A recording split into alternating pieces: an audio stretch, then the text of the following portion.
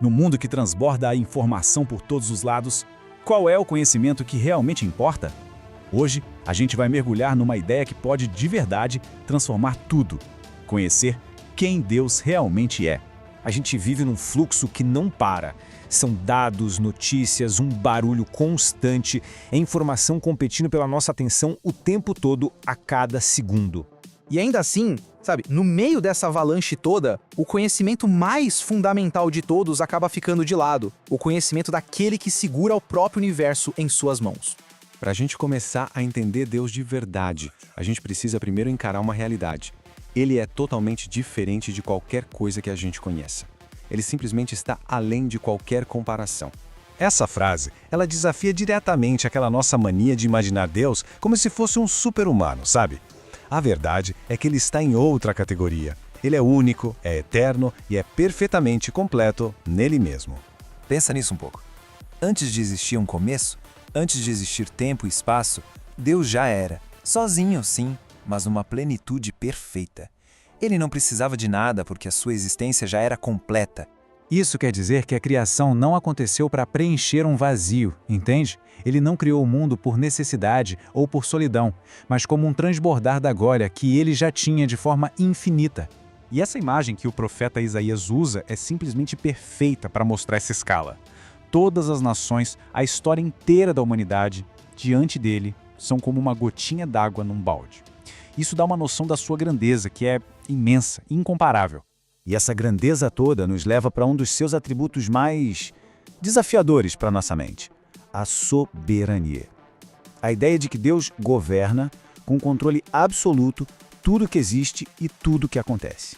O que a gente aprende aqui é que nada acontece por acaso. Antes mesmo do tempo existir, num único e infinito ato da sua mente, Deus determinou tudo o que iria acontecer. Esse é o fundamento da realidade, os seus decretos eternos.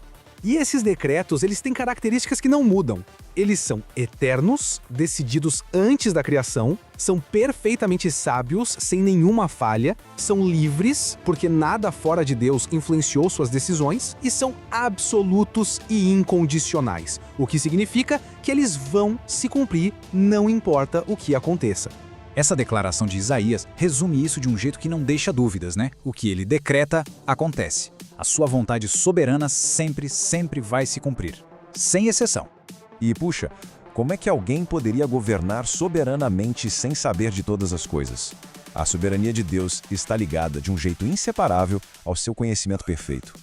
Se ele planejou tudo, é óbvio que ele conhece tudo. Absolutamente nada, nem o pensamento mais secreto está escondido dele. E esse salmo torna essa verdade gigantesca, cósmica, em algo incrivelmente pessoal. Ele conhece nossos movimentos, nossa rotina, e ele entende nossos pensamentos antes mesmo que a gente consiga formular eles direito na nossa cabeça. Tá, então a gente chega no ponto crucial. O que significa para nós, individualmente, que Deus seja assim? Porque esse conhecimento não é só teoria, ele tem um impacto direto, profundo na nossa vida. A onisciência de Deus, esse saber de tudo, tem um efeito duplo, sabe? Para quem vive se escondendo, a ideia de que cada ato, cada pensamento está totalmente exposto é aterrorizante. Mas para quem confia nele, é o maior consolo que existe. Saber que ele conhece cada detalhe, cada ansiedade, cada dor, significa que a gente nunca está de verdade sozinho nas nossas lutas. Diante disso tudo, a realidade da soberania e da onisciência de Deus nos coloca diante de uma questão que não dá para desviar. E a questão não é sobre ele reinar ou não. Isso é um fato. A verdadeira questão é sobre a nossa resposta. É uma questão de rendição. Estamos dispostos a entregar aquele controle que a gente só acha que tem, aquele que verdadeiramente controla todas as coisas? E é isso que nos leva ao propósito final de entender esses atributos. O objetivo não é ser só um exercício intelectual, de jeito nenhum. O objetivo de conhecer a Deus não é colecionar fatos sobre ele como se fossem dados para guardar um arquivo. O propósito é muito mais profundo. Porque o verdadeiro conhecimento de Deus leva à transformação. É permitir que a realidade de quem Ele é reorganize completamente a nossa vida, as nossas prioridades e a nossa vontade, num ato de entrega e de adoração. E a gente termina com esse convite do profeta Oséias. Conhecer a Deus não é um ponto de chegada, mas uma jornada contínua.